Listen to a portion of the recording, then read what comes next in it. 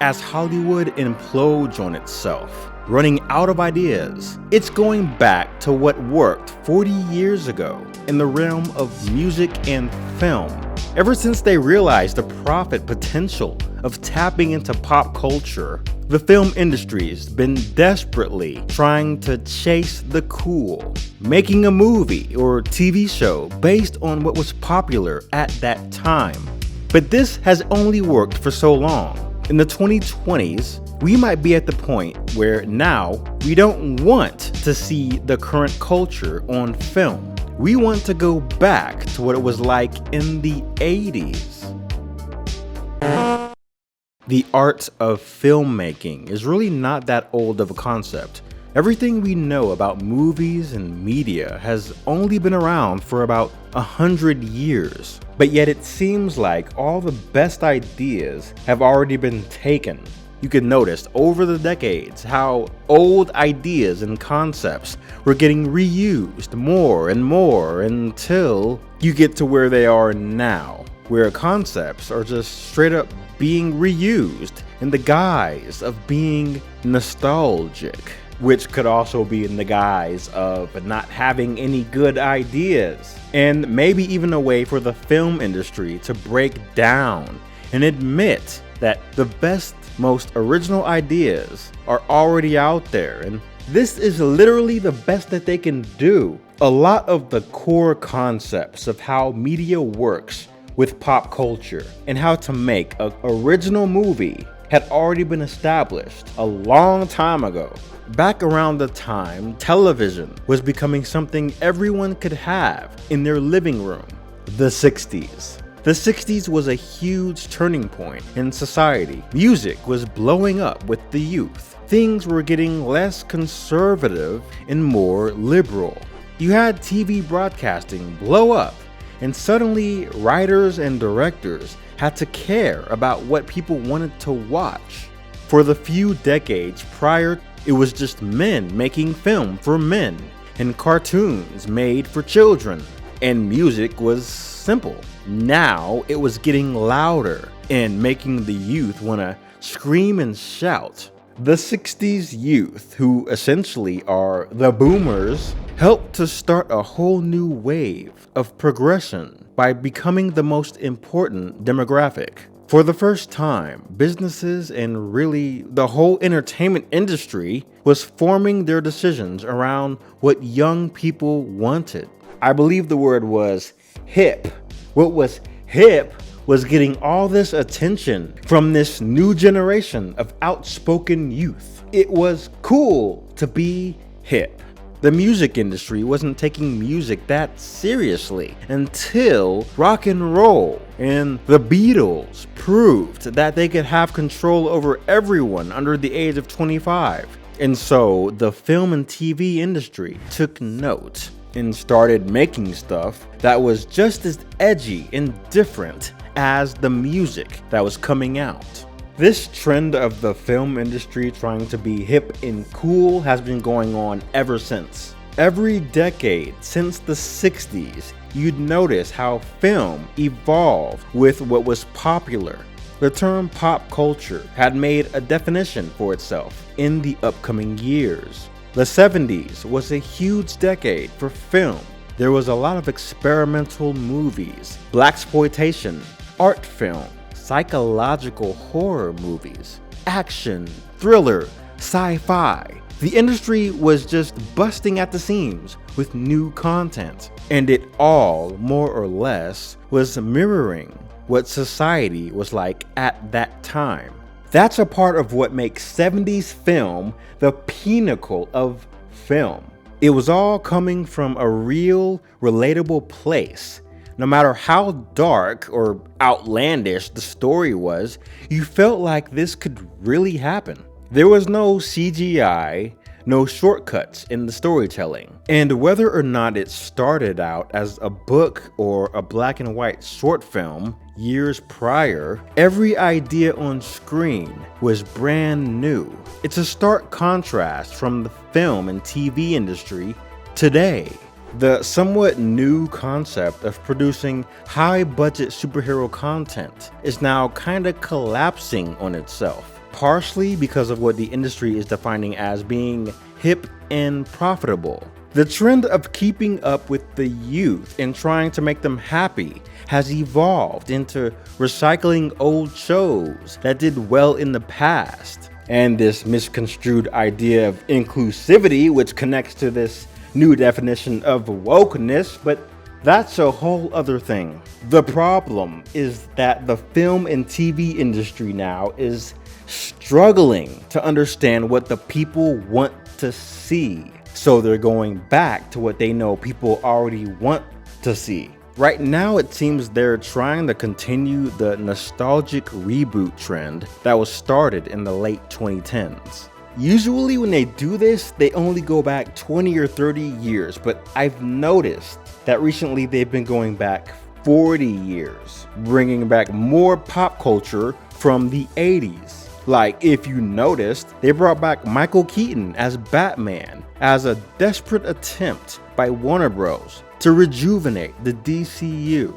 But while fans actually seem to love the idea of Keaton coming back as Batman, it was too little too late. And Dune, a reboot of an 80s movie / 70s book series, is set up to be the biggest sci-fi fantasy blockbuster in 2 decades. Cause clearly, that's the best that Hollywood can do. The film industry is focusing on rehashing what they did from the 80s and 90s whenever they run out of ideas. Outside of tapping into what teenagers think is cool, the industry is trying to get the attention of their parents. Ideally, people 20 to around 50. The working class. The ones raising families and spending the most money on things like going out to see a movie.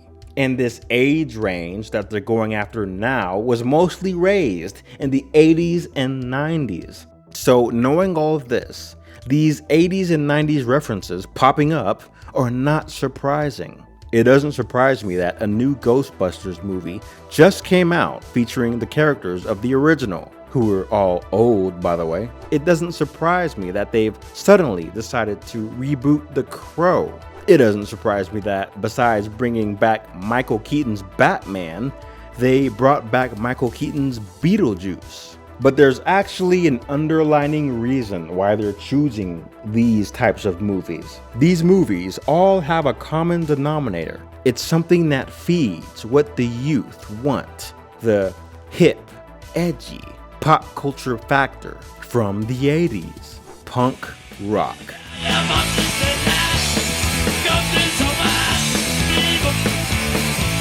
The punk rock music aesthetic is one of the genres that branched off from rock and roll, which came up in the 50s. And all types of rock since the 50s had a direct line into youth culture and literally established what was popular.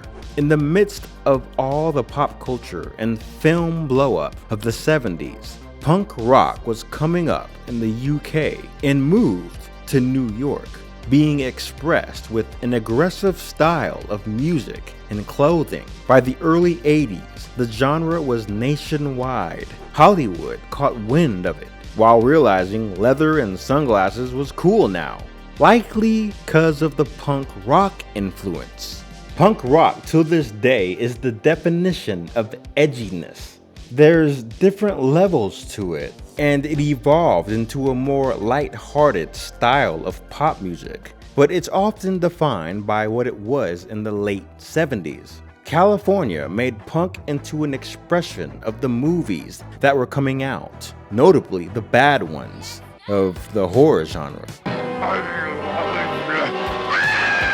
You already had the black and white, rebel attitude of punk rock, but then this B-movie horror aesthetic was added to it. Naturally, Hollywood, right down the street from all this horror punk rock influence, would see how the youth was taking to it and would find a way to implement this trend into their movies. The first film I can think of that used the punk rock trend was Mad Max. You could argue that this movie embodies punk rock more than any other movie without making it the focus. It literally came up in the peak of this trend. Now, when talking about Hollywood in the 80s wanting to make something cool and exciting to cater to the punk rock aesthetic, while also being more family friendly than Mad Max, who do they hire? There was one man who fit the bill perfectly. During the early 80s, he was working for Disney and made things over film and paper that were very punk rock, but also just plain original and different. At some point in the 80s, he would do this drawing of a member from the Ramones, a punk rock band from New York City. And this picture symbolizes his role in pop culture as someone who creatively got punk rock into film. Of course, I'm talking about Tim Burton. It was a perfect storm. This guy, an animator working for Disney out of California and clearly a fan of punk rock, would make these short films that had that edgy punk rock quality that Hollywood was looking for. Just like how Cali punk rock used horror movies, Burton would use classic horror films like Frankenstein to make things like 𝖆𝖊𝖘𝖙𝖍𝖈. 4 years later, he'd work with Warner Bros. To make this horror fantasy comedy called Beetlejuice. And while this wasn't his first full-length movie, I'd say Beetlejuice is what cemented Tim Burton's whole aesthetic. The use of costumes and makeup in that movie touched heavily on punk rock. The black and white plaid, the undead makeup. You have the colors of Beetlejuice himself, the green hair. His whole design is inspired by punk rock. There's actually a lot of things in the movie inspired from recent pop culture. Besides punk, you have Dune. The Dune movie came out in 1984. Based on a series of books, it was essentially about this planet made of sand that had giant kaiju-sized worms. Beetlejuice kind of parodied Dune by incorporating sandworms in a comedic fashion. It's comedy with a touch of horror and fantasy. And Beetlejuice was just the tip of the iceberg. Right after Beetlejuice was 1989's Batman. Burton was trusted with rebooting Batman in the cool, punk rock sort of style that he was starting to be known for. Before this movie, Batman on screen was only known for the 60s TV show, which definitely was not punk rock. It was quite the opposite. The Batman design was now all black with sharp edges, along with the new and improved Batmobile. Very punk rock. More so with the sequel, Batman Returns in 1992, this 80s punk rock aesthetic flows through the movie. You can feel it through the costuming, the makeup, the cinematography. Tim Burton was really the perfect visionary for a Batman reboot. On top of the new designs, Batman, Gotham, the whole vibe of it was more like what it was originally supposed to be from the comics. Essentially, this was an IP reboot, which would go on to define the IP and set the standard for what it was supposed to be. The legendary Batman animated series from the 90s based its whole vibe on the Tim Burton films. We all have Burton's admiration for punk rock to thank for Batman being what it is now. Again, punk rock has been defining edginess and coolness way past the late 70s and early 80s. For a new generation in the late 90s to early 2000s, the punk trend made somewhat of a comeback with emo. You could call emo the emotional grandchild of punk. So fast forwarding to today, you have Warner Brothers, or what's left of it, getting the 1989 Batman on film again. Because 80s nostalgia is cool now, and Beetlejuice, along with Tim Burton, has made a sequel to come out later on this year. Probably more than the director, the actors of these 80s films and shows have been really benefiting from these reboots. Or some of them have. Besides Michael Keaton, you have Winona Ryder, also known for the edgy Heathers movie from 1988. The nostalgia-hungry film industry has embraced her over recent years, especially for Stranger Things, where her being an 80s icon surely had something to do with the casting of this giant 80s homage show.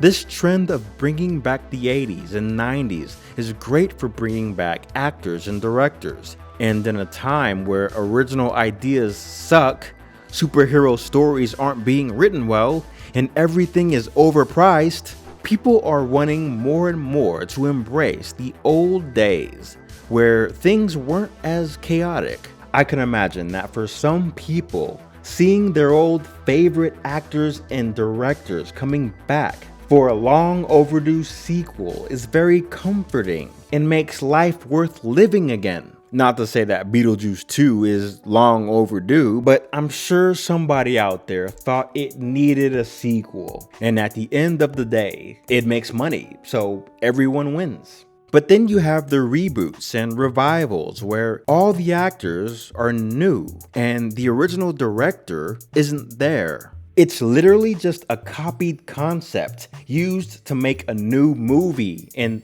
that's where I draw the line with this reboot stuff. Who asked for a Crow reboot? It's almost kind of disrespectful given how the actor of the original movie, Brandon Lee, from 1994, actually died while filming it. And I was thinking about doing a separate video about this tragedy and how it connects with Bruce Lee, but there are good ways to use old concepts for new material. There are great ways to use it, and there are lazy ways to use it. At some point, writers, producers, and directors are going to have to either come up with something new or just completely go back to the old material and just use the old material with new and improved visuals, like what Dune is doing. What 𝖆𝖊𝖘𝖙 seems to be doing wrong is reusing old material and old characters while trying to force in something they think will attract the young people, making it more progressive or whatever. They need to learn not to change it up too much. Use whatever works. And if you're gonna reuse it, reuse all of it. Like the Beetlejuice sequel seems to be using everything they had in the original, while adding in an element of pop culture like Jenny Ortega to help modernize it. And while keeping Tim Burton as director and not using CGI, they seem to be doing everything right with this late sequel. This reboot of The Crow already seems to be getting everything wrong by changing things, using CGI, and just existing. Even with the superhero thing with MCU, the DCU, they've taken a lot of L's by changing the material and lacking in the writing and CGI department. But I think they're both slowly learning from the fans what they need to do. The movie industry's problem is that they're still trying to keep up with what's cool. And while making movies that reflected the current culture worked from the 70s to the 90s, it's not working so much anymore. We need more filmmakers and writers who know how to use pop culture as a subtle inspiration rather than an obvious influence. So like the video and subscribe to Retro Sick if you like random nostalgia and interesting coincidences surrounding said nostalgia. And I will see ya in the next one.